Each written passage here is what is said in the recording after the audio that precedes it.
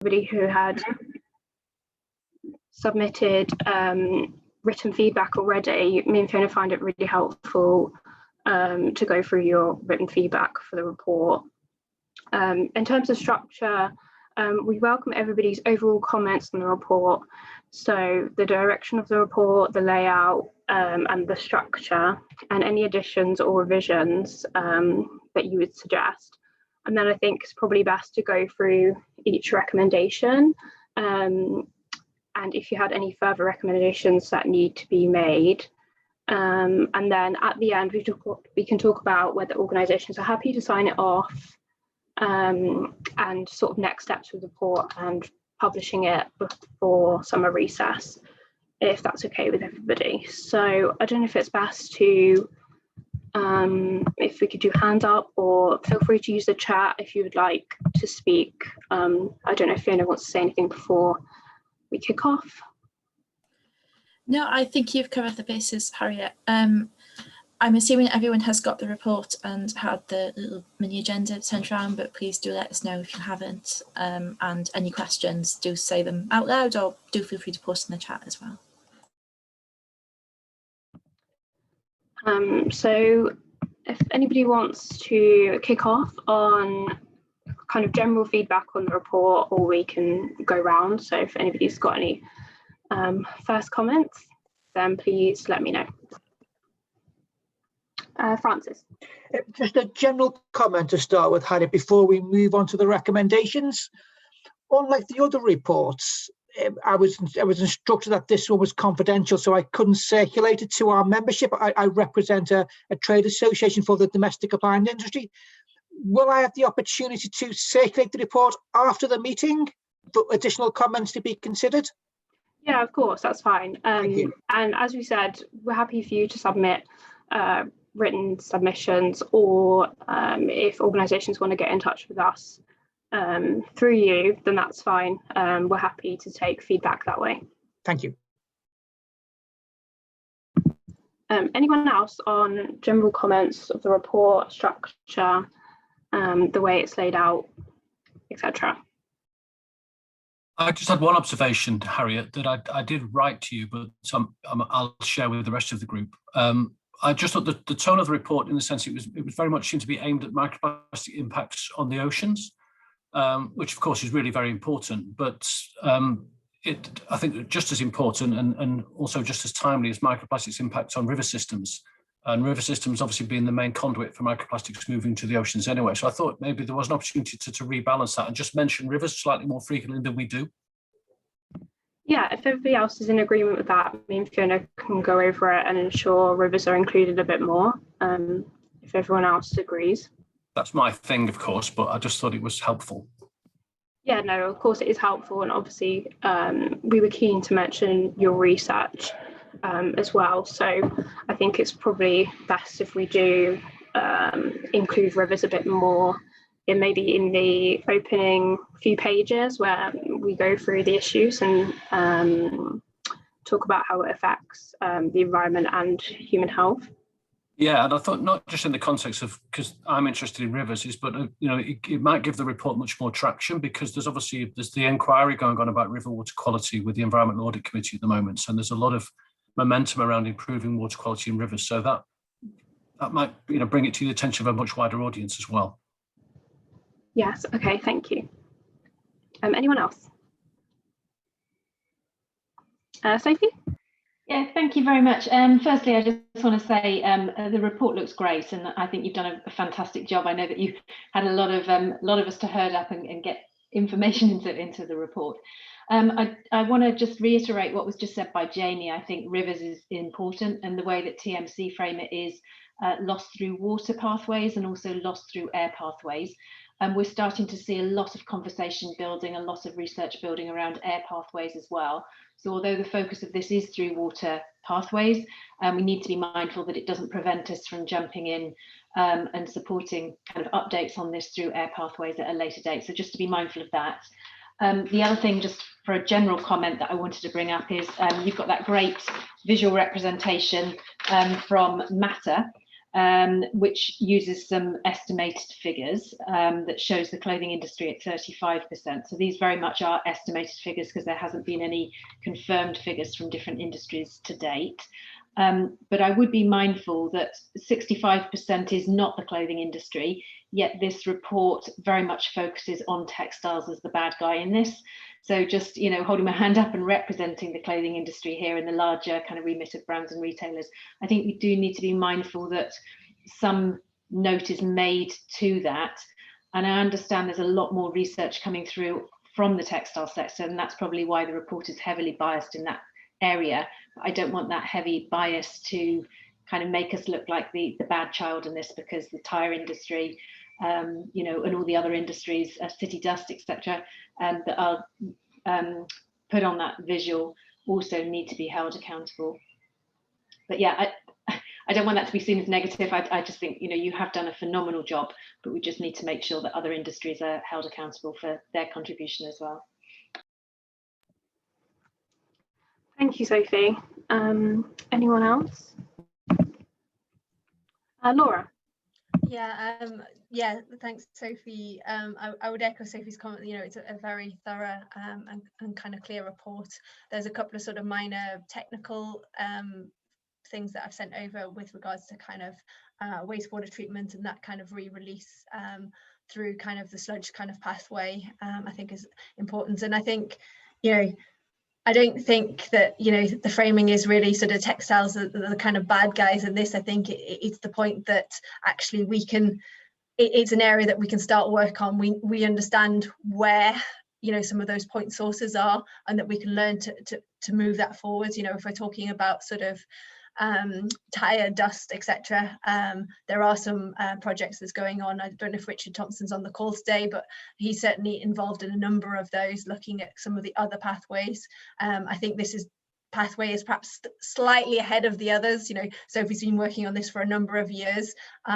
You know, I'm hoping that, you know, the tire industry and the road industry is going to take note and you know, do the kind of equivalent and provide those sort of technical experts, you know, equivalent to Sophie in those sort of areas going forward. So, you know, I think, you know, rather than necessarily taking it as, you know, where looking negatively at the textile industry, actually sort of saying, you know, they've started to sort of look at how they can put their house in order and start getting some of these processes up and running, you know, looking at the kind of microfiber filters and also looking at the really upstream when we're talking about sort of textile production, etc. So, you know, I think it's a positive thing, and I think it should be, you know, framed as such that, you know, the industry is starting to say, okay, you know, we recognize that we are a third of the issue, give or take, you know, and actually we can do something about it on the positive way.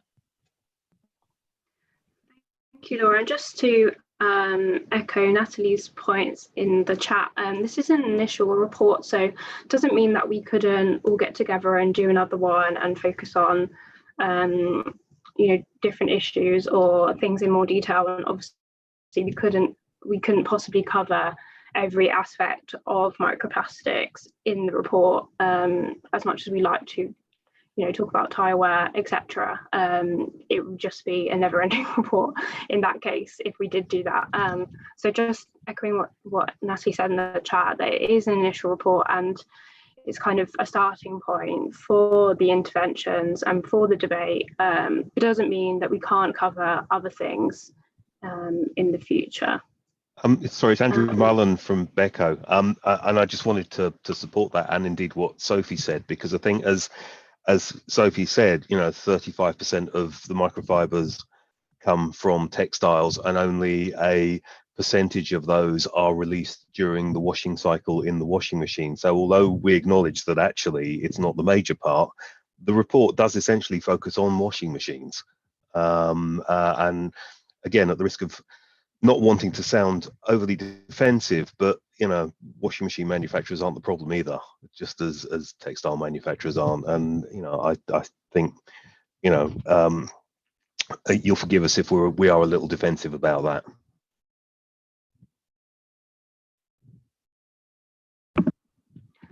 Okay, thanks, Andrew. Yeah, feel free to write to us with your feedback, or through Frank, if you just just submit some written feedback on your thoughts on if we could improve that, then that would be really helpful.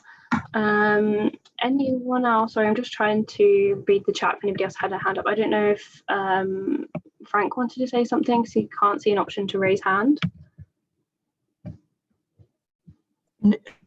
Thank you. No, I was just asking, I can't see an option to raise my hand, so I was just asking if I could just use the clap and can reaction during the meeting if I wish to contribute further. Yeah, of course, that's fine. No worries. Anybody else on general comments on the report structure, format, etc.? Oh, Natalie, sorry. No trouble. You can always guess I'm going to be saying something at some point.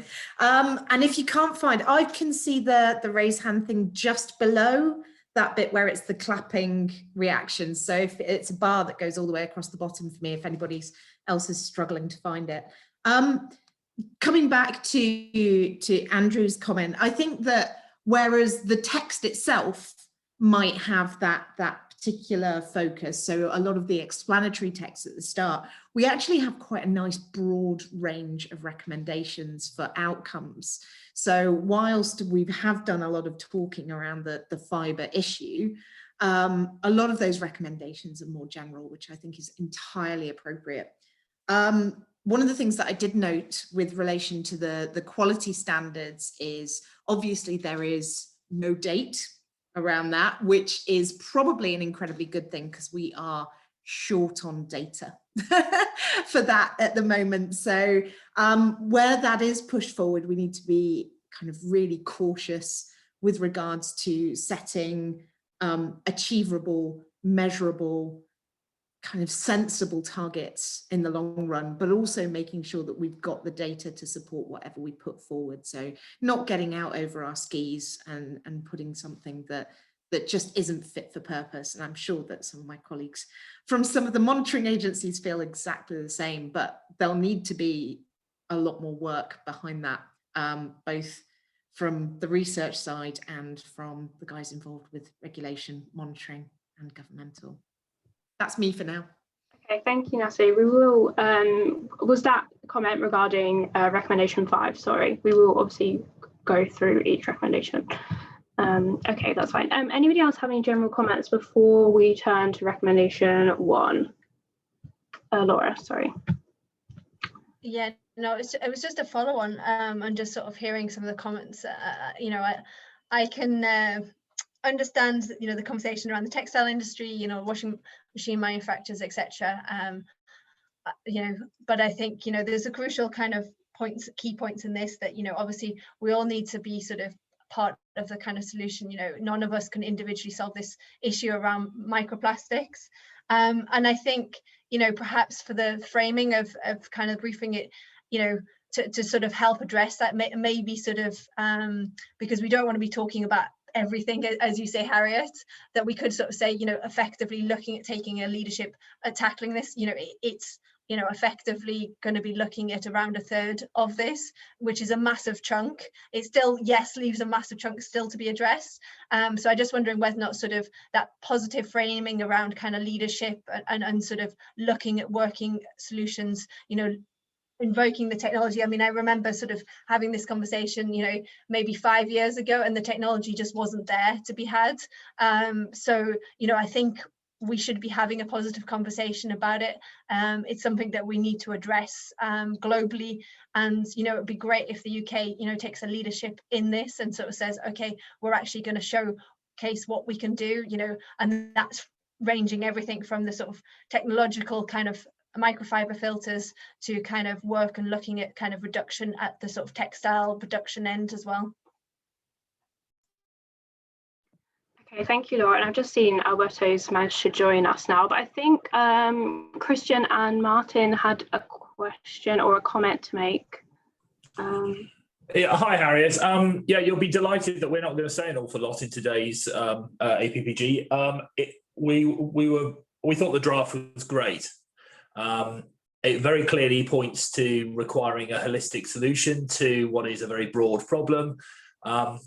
You know, I'm sensitive to some perceptions that individual sectors are being painted as the bad guys. I have to say that's not something that we took from the report when we read it. So we'll comment a little bit later on, but we thought it was a really well-balanced report and gives everybody a really great basis for discussion. So thank you. Thank you so much, Christian, for your kind comments. Alberto, I don't know if you're happy to speak now that you've managed to join us. We've just gone through some overall comments on the structure and the layout of the report, and if anybody had any overall comments, and then we're planning to go through each recommendation with everybody. Well, thank you very much, Harriet, and good afternoon, everyone. Apologies for the delay. I was attending a private select committee meeting that started just after 9 this morning, and I just concluded a few minutes ago, so apologies for my delay. Harriet, I propose that you just continue what you're doing. You've done a tremendous amount of work in this with all the stakeholders who are present, and I'm very grateful indeed for all the stakeholders contributing their time, effort, consideration in helping you, Harriet, and Fiona of the Women's Institute bring the report together. So it's probably best that I don't interrupt, to let the conversation flow and allow you to carry on putting the reports together. And I'll just carefully listen. And if there's any questions for me, just feel free to ask at any time. Okay, Harriet? Okay, thank you, Alberto. Yeah. So if we turn to recommendation 1, near the beginning, there's a summary of recommendations. And then later on in the report, each recommendation goes into more detail. So following the last meeting, me and Fiona restructured the way that the recommendations flowed because they were kind of separated differently. So the first section is on education and awareness. So recommendation 1 is emphasised the role of education and awareness of microplastics. This is then split into A and B. So A is the UK government to coordinate targeted public behaviour awareness communication campaigns on the environmental impacts of microfiber plastic release from the laundry cycle. And B is the UK government to work with curriculum leads, academia, citizen science facilitators, and on-the-ground educators to provide teachers and educational professionals with research and evidence microplastic action packs to use in schools and youth groups. So if anybody has any comments on 1A and B, me and Fiona would very much welcome them, and obviously any comments on what is written further on in the report about A and B, because we do go into slightly more detail about the policies there. Anyone? Anybody got their hand up? Sorry, I'm just trying to. Jamie. Yes, I just thought, without banging on about this, I just thought where you state the problem right at the beginning, that opening paragraph, that would be a good place to mention rivers explicitly, I thought. One of the dangers is sometimes that if we don't mention rivers here, that people might think the marine environment is rather distant from them and it's somebody else's problem. Whereas if we make it clear that, you know, effluent goes into rivers and then it makes its way to the oceans, they're the key conduit. So I think that's a sensible place to rather than just saying the environment, to mention. I think mentioning river systems explicitly is to our advantage, but also is a sensible thing to do. Okay, thank you so much. That's very helpful. Anyone else? Laura? Yeah, I mean, just following on from Jamie's point of that I think, you know, we need to be talking about that kind of sort of source to sea we quite often talk about, so that, you know, actually people understand how that interconnects, you know, that it is being transmitted to the environment, that also that water companies are not able to strip this out. You know, they manage to get rid of most of it, but then it's in the sludge. So I think a lot of people assume that sort of water companies are dealing with it and dealing with the problem. So, you know, and that's true for, you know, many different types of kind of microplastics as well, not just the sort of microfibers that we're talking here. I think the only sort of slight concern I had is maybe the order that this was number 1 in terms of sort of education and public awareness, because actually if you look at the the sort of solutions to the problem. We can reduce the impact, you know, by talking about sort of people taking better care of their garments. We know that most of the, you know, a vast majority of the releases, or a significant amount of the releases, happen within the kind of first, you know, half a dozen washes, etc. So obviously if people buy less clothes, etc., those are all going to be positive impacts. But I just worried that if this comes up, you know, people have relatively kind of short attention span sometimes, that if they see this as the first thing that's got to be tackled, that actually suddenly it might seem as the only thing that's got to be tackled rather than as a kind of suite. So I liked what it included, but I just wondered about the emphasis, given that this is not something the public can solve sort of on their own. They're either, you know, need to be purchasing kind of filters or washing machines that have filters. You know, it was all positive in terms of what was physically written. I just wondered whether or not it would change the emphasis if it was in a different order. Okay, thank you, Laura. The reason why we did it in that specific orders, because in the last meeting everybody talked about it flowing in a supply chain kind of order, so that's why we started with education first, then textiles, and then the filtration going last. But if anybody else has any comments on the way it's ordered, feel free to submit that in written feedback to me and Fiona when you do. Anybody else have any comments on kind of one, and I know we talked about in the last meeting, trying to focus on education, and again focusing on throughout the supply chain, which I think is what we've tried to do there. So that's why we've split it between public behaviour and also schools. If anybody else has any comments on that, sorry, Natalie. Just to come in on the importance of kind of putting this first, and in kind of broadening this beyond schools as well. To come back to the fibre thing, even though the fibre thing isn't what we're focusing on, so many of the filters that we'd like to see put in place are reliant on consistent and useful public intervention with their own machines. So undertaking that process, making sure that they're using things properly, that I believe that it's got to go, if not if not first, then at least alongside, because of that aspect of actually requiring the fibres to be directed to the right end source or waste stream after capture. So that, I think that's something that potentially isn't caught within this education focus on younger people for a start, and needs to be flagged up somewhere. So I think that we still need to give that education and public awareness side that level of prominence, basically because we need that bit in place for some of those other interventions to work. Thank you, Natalie. Anybody else on number one before we move on to number two? I'm just looking for any hands. Please write in the chat if I've missed anyone. Okay, seems like we're all happy with number one. We have no further comments, but if you do have any afterthoughts, please do submit them to me and Fiona in written form. Number two, again, is focusing on education and awareness, but it's about the designated minister for plastics pollution. And this would create a new cross-departmental minister with a clear remit for the control and prevention of plastic pollution, as well as oversight of environmental policies that concern plastics and their polluting effects on land and marine environments. Again, Jamie, we can take on your considerations of rivers there as well. But in terms of that policy, last time we just had it as Minister for Plastics, and the word pollution came up as a potential issue or something to include. So we've kind of merged the two into plastic pollution. So we took your feedback and it did a sort of compromise on it. So hopefully everybody's okay with that. Does anybody have any comments on number two and how it's explained further on in the report about what we would propose that it would cover? Anyone? Nobody.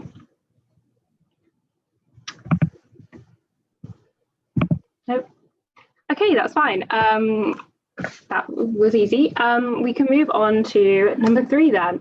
Number three goes under textiles. And this is where we've taken your feedback on. We've had, me and Fiona had some meetings with some of you about EPR, the date, kind of existing EPR schemes, and where the government's at with kind of the EPR schemes at the moment, and where we envision textiles to fall into that. So number 3 is to introduce an extended producer responsibility for textiles by 2023, to introduce powers to extend the producer responsibility systems. So we believe that the government is currently consulting on it, or will consult on it next year. I think Laura and Sophie know a bit more than me on where we're at with it. But if anybody has any comments on that, we would welcome them. Yes, Sophie. Yeah, I think probably in the essence of time today, what I'll do is I'll drop you a note with some comments on it. I think one key thing though I just wanted to flag is you've done a really good job in the report to talk about both synthetic and natural fibres, which is very much the direction of conversation. But I feel that some of the supporting information towards the end of the textiles section is more geared towards synthetics only. So I think we just need to be careful that we're not stating one thing at the start and then going back and supporting it with synthetic based information. But yeah, I'll drop you a note with more specifics around that if that's helpful. Thank you, that's very helpful. Yes, Frank, I know Frank was came along to the EPR discussion that me and Fiona held with some others. Yes, we were generally supportive of the scheme in general, Harriet. First, I'd like to support Sophie's comment on the use of the language in that section. We just need to tighten that up. I feel that so we know we're talking about microfibers at that particular point, as and when necessary. Our concern really was we just thought that the 2023 introductory date seemed a little bit ambitious, bearing in mind the systems that need to be brought into place, the definitions that we still need to agree on what a microfiber is in terms of its size, etc. So I think it's just something to bear in mind that that 2023 date could be an ambitious one. Thank you. Does anybody have any comments on the date? Fiona, sorry, just remind me the reasoning for 2023. I think it was discussed in our meetings with the others, but I think it was just, we went on where the government are now and their plans to consult with stakeholders next year on how they would bring it in, how it would work in practice. It's obviously not something that we could cover in this report because, again, that's something for the government to decide when they do bring it in. But kind of just to reinforce to them that is, and to highlight to them that is something that we think is needed. It's kind of the purpose for that policy. So does anybody else have any comments maybe on the date or anything else to do with number 3? Laura? Yeah, I don't have a comment on date, from our point of view, earlier the better. So we're obviously not going to advocate for a later date. I just had a couple of kind of comments and questions. I guess probably one directly to kind of Sophie, and I'm sure she'll have picked this up directly with you, was just about the open source kind of data for the kind of shedding. If that's sort of going to happen with the microfiber consortium, we really welcome this because we see that a lot of people are very kind of keen to get hold of that and perhaps are not currently part of the kind of consortium. And I guess looking at how that will be kind of facilitated, unless that's sort of in Sophie's already kind of agreed in her kind of process that they do have a kind of plan for making that as an open source data. If it's going to remain sort of currently under the kind of sort of within sort of confidentiality, then it would be good to have a method or a kind of roadmap to make sure that that is made publicly available so that all companies can kind of access that. I think that's really important. If we're talking about consumers making kind of more informed choices, then companies also have to access the information sort of ahead of schedule. And I do appreciate that there is a kind of a challenging balance for kind of TMC within that, but certainly we would sort of say if you're writing a paper, then it really needs to sort of be clear that that has to be open, and that might be part of the kind of EPR that funding goes in to make that open and available.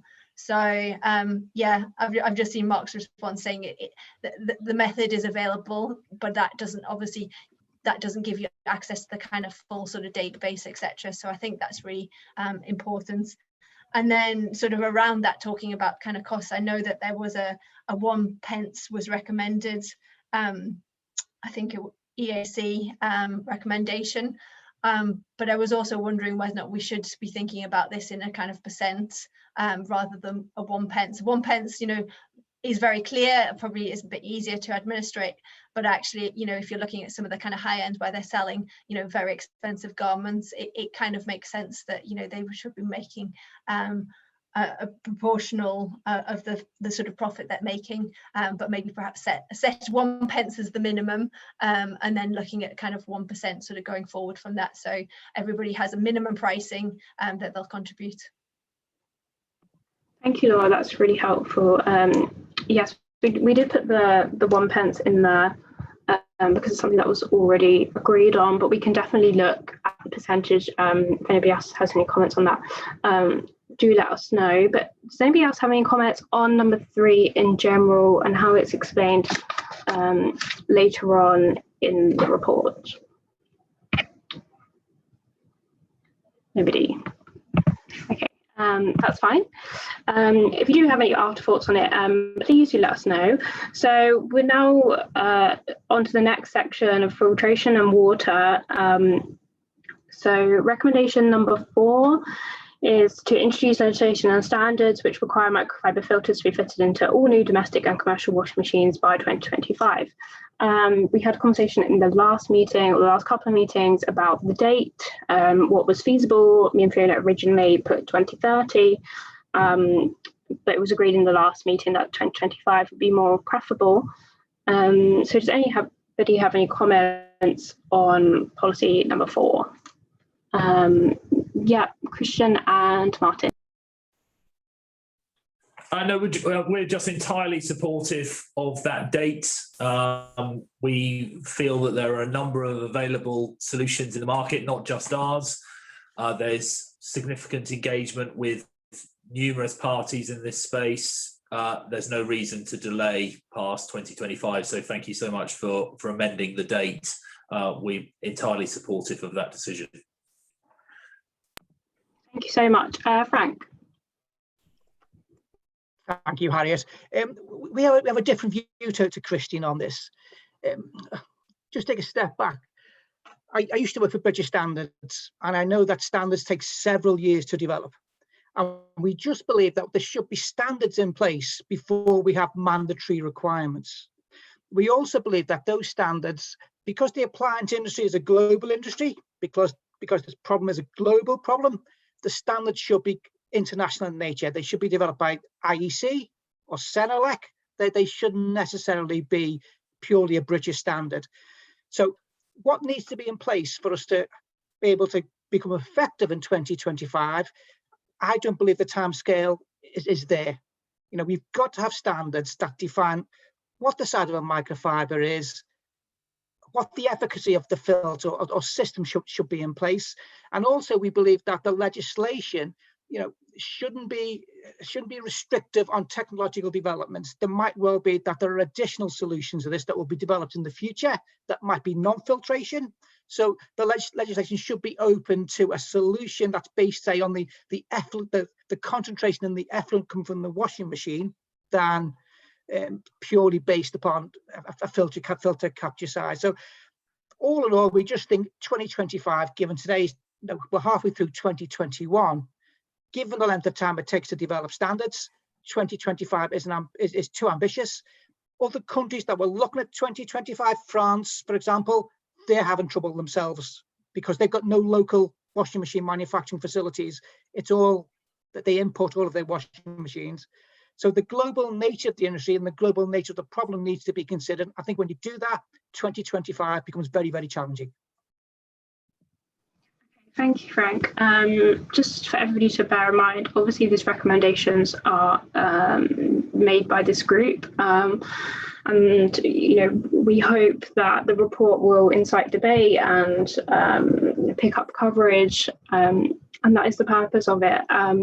Obviously, if it's so ambitious that you think, you know, it's completely unfeasible, then we understand, you know, pushing it back.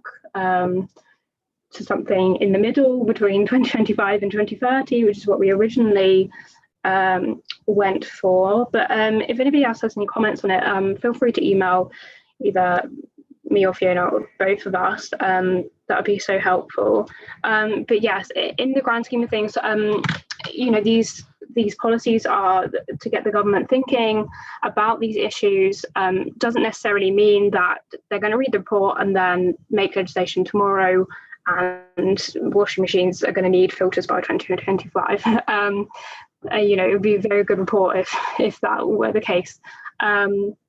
But if anybody else does have any comments about the date, obviously we'd already had it at 2030 and we changed it because of the last meeting. We're very happy to compromise and to kind of change it again, but only if, you know, the majority think it needs to be changed, in which case otherwise we will stick with 2025. I understand the comments on the global issue, but obviously because, you know, this is a UK Parliament APPG group, we will be focusing just on the UK, and that's kind of the purpose of the group. Obviously, I understand lots of people need ideally for the standards to match up with other countries, but that's kind of not the aim of the group here. If anybody else has any comments on number 4, anyone else? Jamie? I think Tanya was before me, actually, if she's still got a hand up. Sorry, Tanya.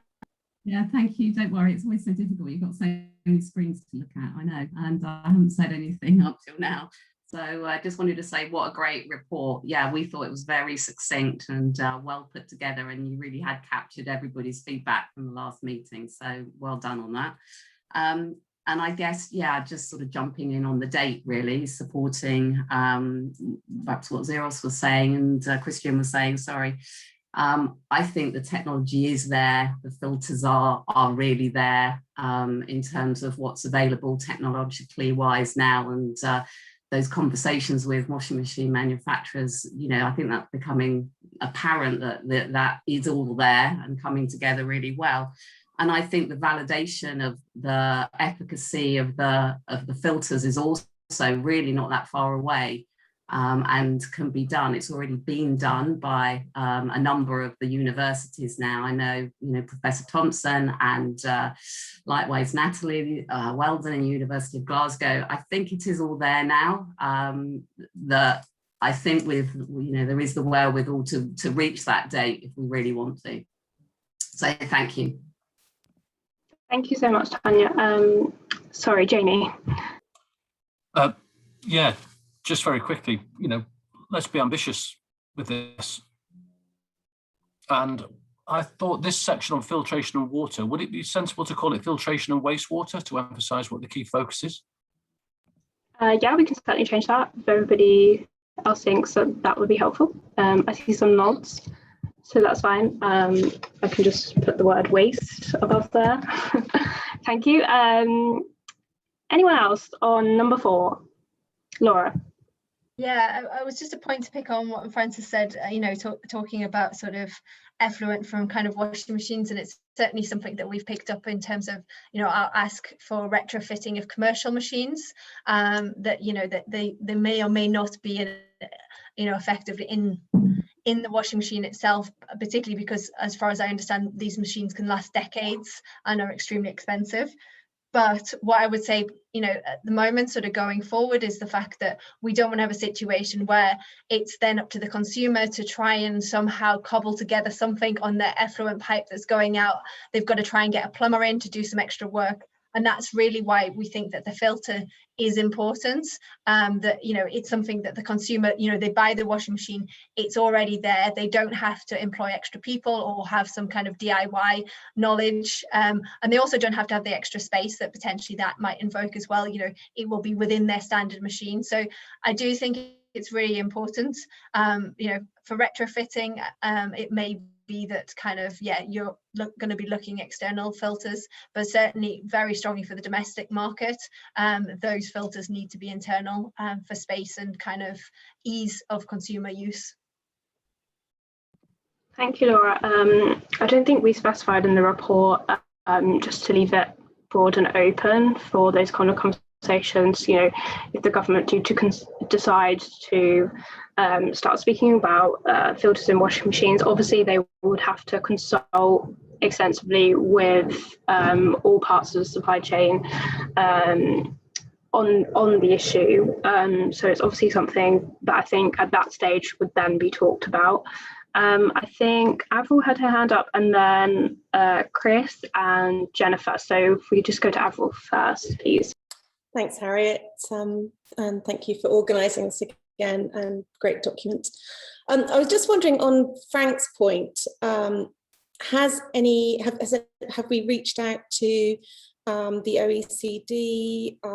They had a lot of input, a lot of work in terms of advising the French government on their policy making, and I know that Professor Richard Thompson was involved in that. I don't know, maybe Natalie was, I'm not sure, I can't see that you were, Natalie, but I know that Professor Richard Thompson was.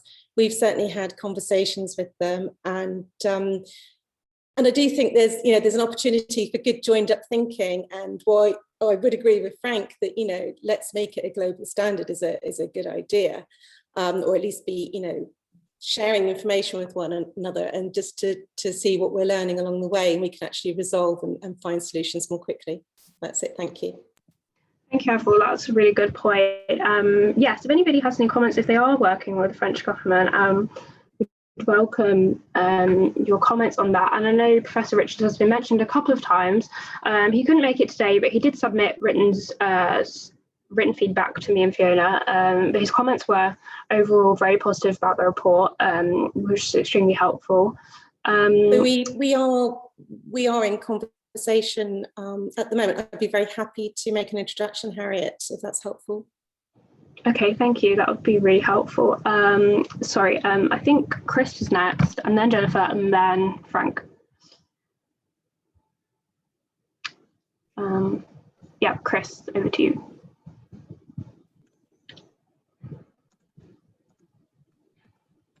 Sorry, I can't hear you, Chris. I don't know if anybody else is having problems with the sound.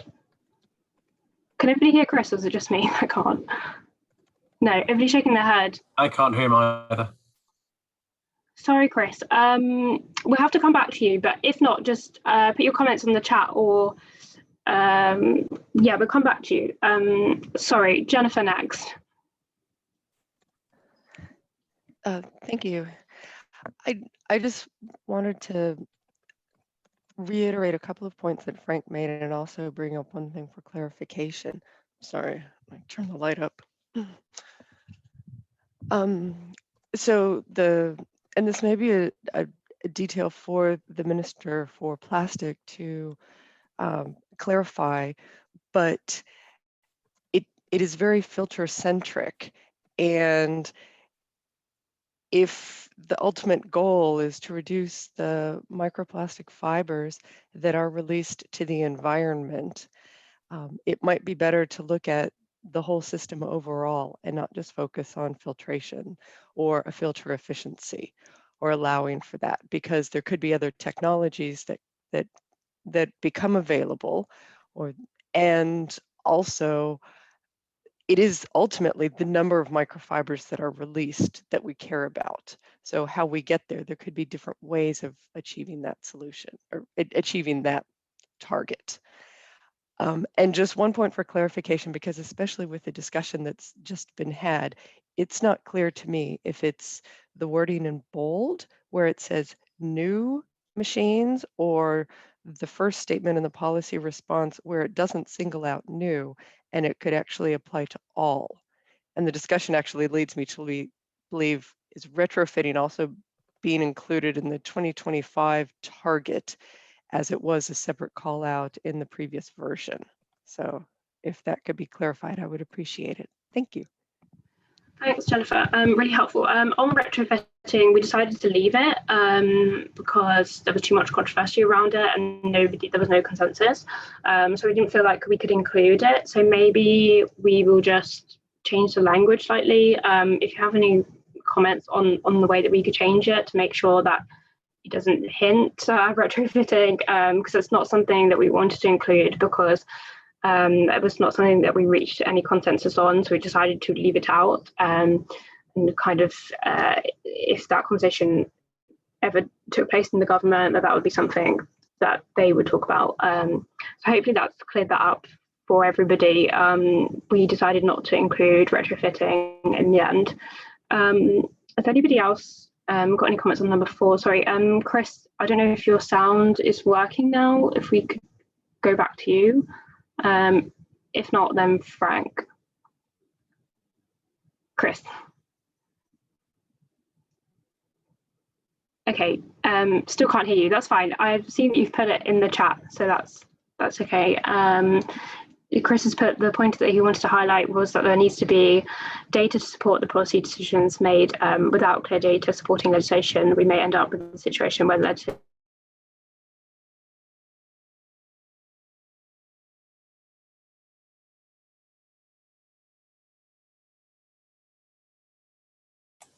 Oh, I think Harriet has frozen, so I will jump in until she unfreezes. So yeah, oh, Harriet, you're back. Carry on. Frosted. Yeah. Oh, sorry.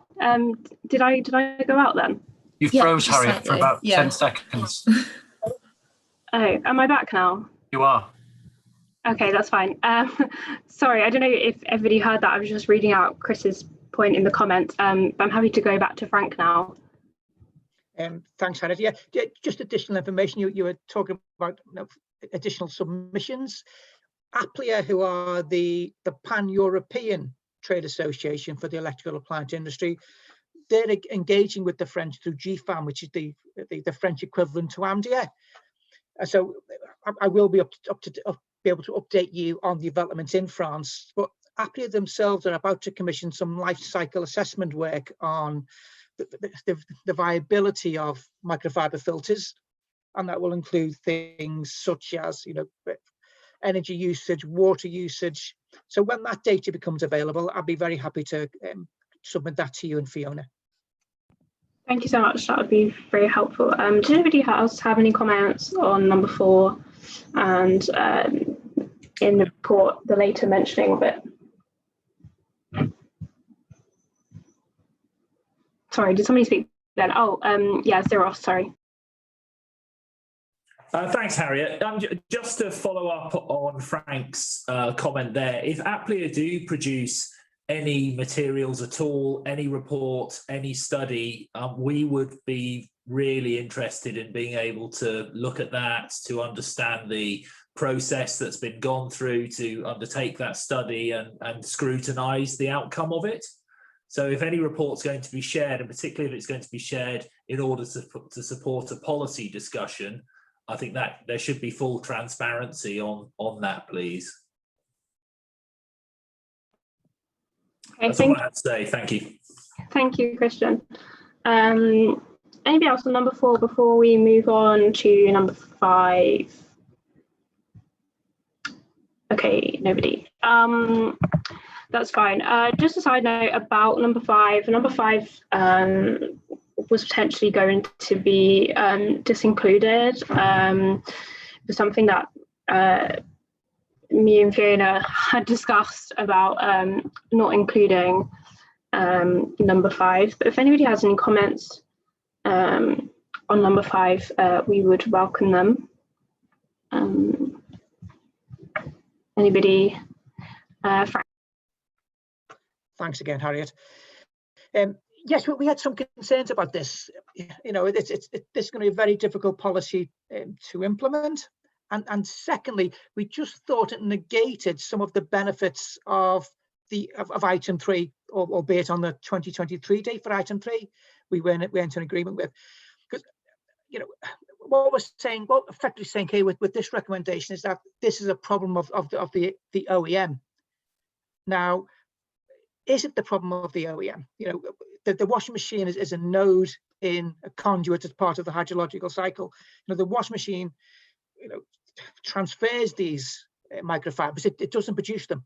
And we also can say that there's talk of having the UK re-regulation to cover microfibers, and we went in agreement that microfibers are as such, and for that reason we were against this proposal. Thank thank you, Frank. We're more than happy to take number 5 out. Again, we put it in just because there was talk about a need for a standard.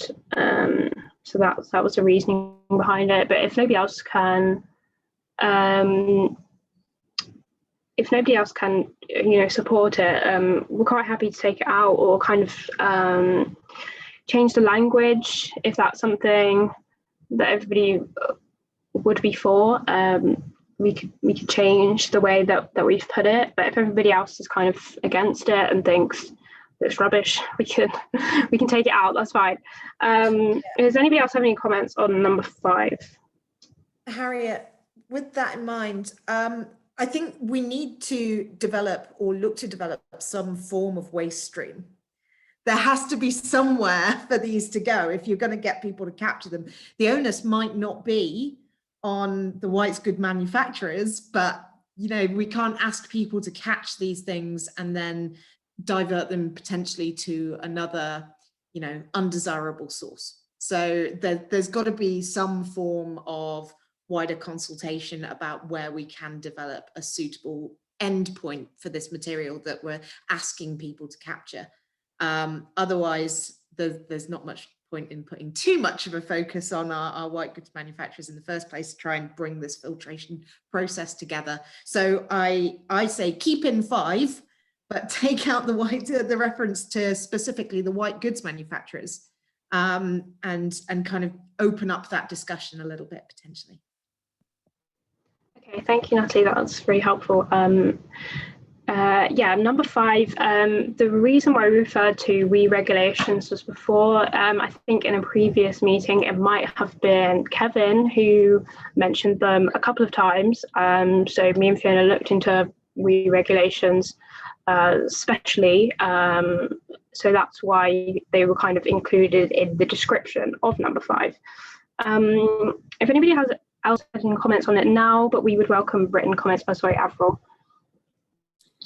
I just wanted to say quickly, I agree with Natalie, and again, there's an opportunity. I think it should be kept in, but maybe without the emphasis on OEMs, but maybe OEMs collaborating.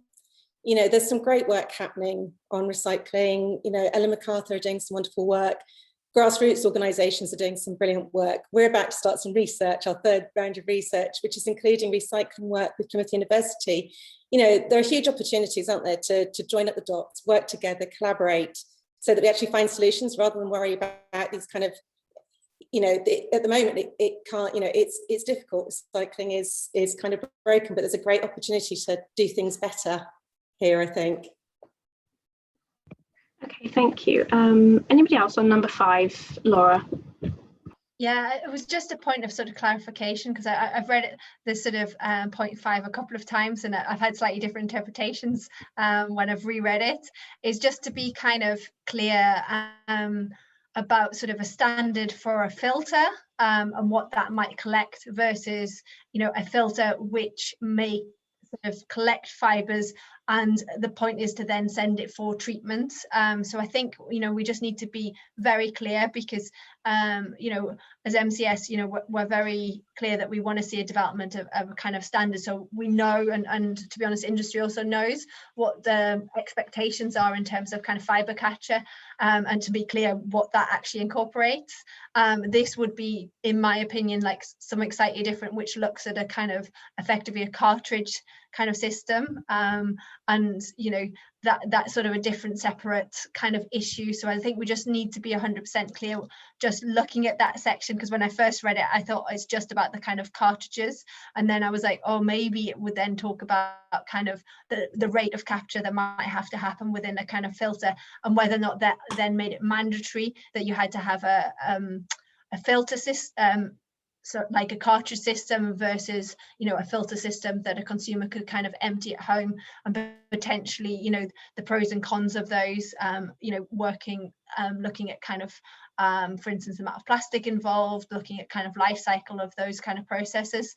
So I think we just need to be very clear what is being captured and what's incorporated into point 5. And I think the other thing to kind of, we need to be clear and honest you know, if we're talking about sort of recycling of those fibres. I asked, sorry to pick on Sophie, I did ask her in the last meeting that we had, sorry Sophie, picking on you again, just about the volume of, you know, where you've got product manufacturer, so you know, huge volumes going through, you know, what they would then do with those kind of microfibers. And Sophie's sort of response was, you know, that they wouldn't be able to kind of recycle those. So I think, you know, when we're talking about domestic scale, we need to then understand, you know, are those actually, you know, is it feasible? Are we just saying, well, actually, we're going to send these for recycling? That's great, but is it actually feasible and practical and economic to do that? So rather than develop a kind of system. So, you know, I think if doing it when you're doing it at a kind of commercial scale, potentially where you're capturing from kind of industrial processes is potentially not feasible, then, you know, I do have a question mark on whether or not you can do that on a kind of domestic sphere. So just, it needs some clarification, I think. Okay, that's fine. Thank you, Laura. Yeah, if anybody else, it would be really helpful, I think, if everybody kind of submitted their written feedback, you know, on the policies that they would like to see improved. So if you just put number 5 and then with some comments, that would be really helpful to me and Fiona, because again, this was something, number 5 was probably the one that we were kind of least confident on. Does anybody else have any? Yeah, it's Andrew Mullen from Becco. Sorry, can I add something to that? Because as a manufacturer, I've mentioned it before, but we're launching a product this year. We will be launching that as a closed loop system. So the machine will have a cartridge in it, which we will take out, and the consumer will return it to us, and we will arrange for it to be recycled. And I think what's key about that is that when we're looking at this affecting all washing machines, the way we're doing it, although we're doing it the way we are because we think at the moment it's the only solution, it's an incredibly expensive way to do it. Because to send out a cartridge and to get the original cartridge back for recycling itself is probably going to be in the region of £7 or £8 a time. It's not going to be necessarily the most sustainable way to do it from a CO2 perspective, because it involves couriering or sending a new cartridge and getting the old one back. We are working with a recycler to get the cartridges and the microfibers recycled, but they can only deal that on a small scale basis. And I think if it's something it's going to be in every washing machine, they are not going to be able to cope, and recyclers are not going to be able to cope because of the lack of knowledge about what's going to be in the cartridges. And so if it's something which we seriously want to see across all products and all washing machines sold, there's going to have to be a better solution than the manufacturer has to take the cartridges back and do something with them, because what we're going to end up with is a situation where the cost of doing that is going to be far more than the cost of the product. And the truth is, customers won't do that. They'll just find a way around it. Okay, thank you so much, Andrew. I think we're going to move on to number 6 now, because I'm just mindful of time. So does anybody have any comments on number 6? Number 6 is to create an environmental quality standard for plastics. I know we had a discussion in the last meeting about the Environment Agency's remit, but we've put the Environment Agency could set limits to emissions of plastics and microplastics. Again, this is explained further on in the report, about how we would envision that this would work. But if does anybody has any comments on number 6? Sorry, Harriet, I had my hand up for a point on number 5. Oh, sorry, Kevin. Yeah, sure. Jump in. It was simply because you mentioned, I had mentioned the WEEE regulations before. I just wanted to clarify that my recommendation was, when you were talking about information to consumers, you already had in existing legislation some examples that you could look at for providing information to consumers, and I use the WEEE regulations as an example.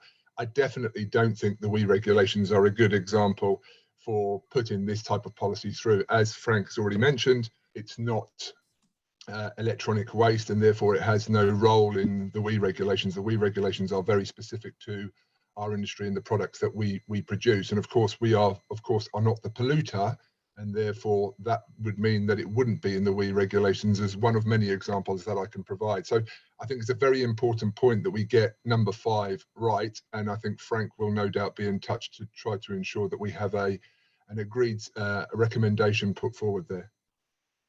Okay, thank you so much, Kevin. Yeah, if we could just skip back to number 6, but if anybody else has any comments on number 5, please do just write to us. Number 6 on EQS. Anybody? Nobody? Okay, that's fine. I'm happy to move on and kind of discuss next steps, unless anybody has any overall comments. But as I've said throughout the meeting, we would very much like if you submitted them in written form as well. It's very helpful for me and Fiona just to be able to go through your comments when we're amending the whole report. As I said, obviously this has not been an easy task to kind of take all of your feedback from all of the previous meetings and kind of do it in a cohesive way. But we've tried to take your feedback on board and ensure that all of the policies are kind of holistic and they cover the issues that we talked about as much as possible. But obviously this is an initial report and we could potentially do another one and go into detail about other things in the future. So sorry, Frank, I saw you had your hand up. Sorry, just a very quick one. What is the timescale for your comments, please, Harriet? Yes, so something that I was just going to speak about. So I think, as Alberto said in the last meeting, we would like to try and publish the paper before parliamentary summer recess, which happens on so Parliament breaks up on the 22nd of July. So me and Fiona have got quite a tight turnaround. We're hoping in the next couple of weeks we can amend the paper with all of your recommendations. So if you could send them as soon as possible, kind of in the next week or so, so maybe say by the 22nd, if we could have all of your comments about each policy and any overall comments, we would really welcome that, because then it gives me and Fiona time to go through it, edit it, and kind of just get it published. We're hoping by the beginning of July, and then we're hoping we'll be able to do a kind of media push before summer recess, so this side of summer recess, to kind of promote the report. So if any organisations are happy to assist us in that as well, we'd very much welcome you promoting it on social media, etc. Any way you can. Obviously, when it's finally done, please share it widely with all of your connections. We'd really appreciate that. And then I think Alberto mentioned in a previous meeting that we would like to table for debates, etc. in Parliament in the autumn. So that's kind of the timeline that we were working to. If there's anything major that comes up that we can't do that, then we will let you know. But we would really appreciate your written feedback as soon as possible. We've already had a few, so thank you so much to everybody who's already submitted some. It's really helpful. Not entirely sure if, I don't know if Alberto wants to come in here, but I'm not entirely sure if we would have time to have another one of these kind of meetings before summer recess. But we're happy to kind of send round our official final version for everybody to kind of sign off, if everybody's all right with that. If everybody thinks that the organisations are able to kind of, support it, sort of sign it off, as it were, that would be great. So if anybody has any comments on what I've just said. Perhaps would be a good time, Harriet, for me to come in and just give a sort of summary of the position. Clearly, because of the COVID regulations, we're extending the COVID regulations on how they impact on parliamentary proceedings. I had hoped, since we last spoke, that we would be moving into step 4 in 6 days' time, and that would have allowed us to meet up in Parliament to have an official launch. Now, because the COVID regulations are being extended, I'm not clear yet on what day they will expire. So I'm going to have to speak to Harriet offline, because I've only just seen the proposed COVID regulations and specifically the ones that impact in Parliament. But my original thoughts had been to try and invite as many of you as possible to come to Parliament to have an official launch event of some sort. But as I say, let me speak to Harriet and Fiona about that, and they will then send emails around to invite you, if that was the feeling that the APPG group would have. I think the important thing for us to do here is finalise that report, that you've all been extremely helpful in giving further guidance and assistance to Harriet and Fiona. And you know, the more credibility this report has got as a starter for this APPG group, the more publicity we can get, and the more prospects we've got of encouraging ministers to be involved in our process with a view to turning our proposals into practical government policy. So I'm looking to all of you for your ongoing involvement in this, particularly the launch event, whenever that might be. Harriet, perhaps you and I can discuss offline with Fiona the practicalities of that, and because as I say, I would very much like to see as many people in Parliament as possible. As soon as we're into step 4 proper, without the regulations prohibiting it, then we will be able to gather in Parliament, and we would be able to attract some good media attention for that. But that's probably my only other comment, other than thanking each of you for, once again, for the input that you've had in helping Harriet. I've been very impressed by the report, and it's really down to the good work of yourselves, and in particular Harriet and Fiona, that have been able to pull the strings together and distill from each of your own submissions what the group can come around. So I'm very grateful, Harriet and Fiona, for the enormous work that you've done in bringing this group together and bringing such a wide range of stakeholders together to the point where we've got a good draft report. So thank you for that. Thanks, Alberto. I just see Sophie's had a comment about sharing the draft. Yeah, we're happy for you to share it among your members. The reason why we said it's confidential is because obviously the work on it's ongoing. We didn't want it to be published any wider than just you guys, because obviously we do want to kind of publish it properly and get you know, the media attention for it as well, and do that in sort of the proper way. So we're happy for you to share it for feedback purposes.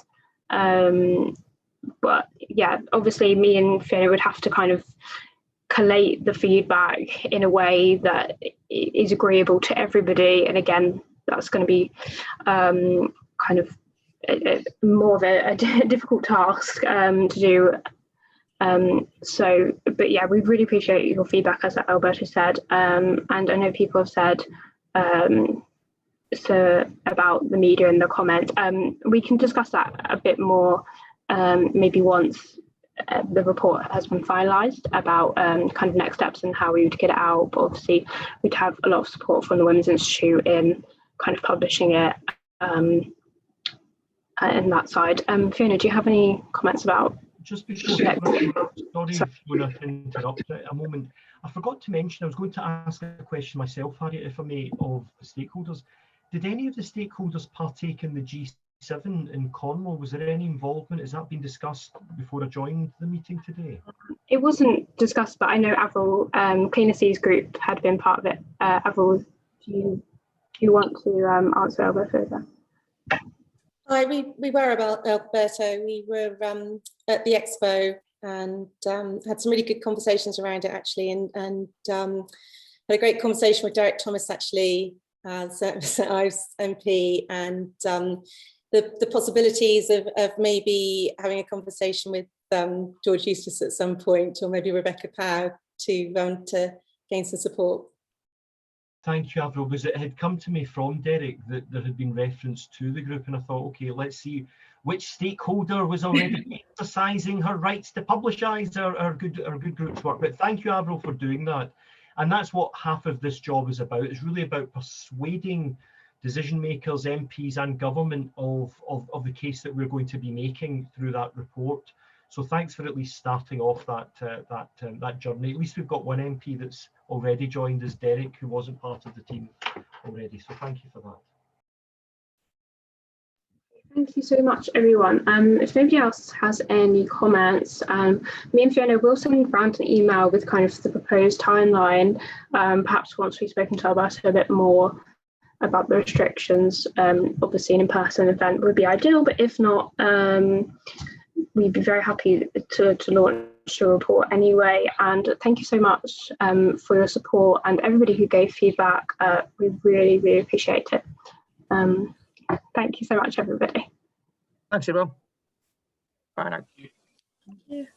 Thank you very much. Thank you. Thank you. Thank you so much. Thank you. Goodbye.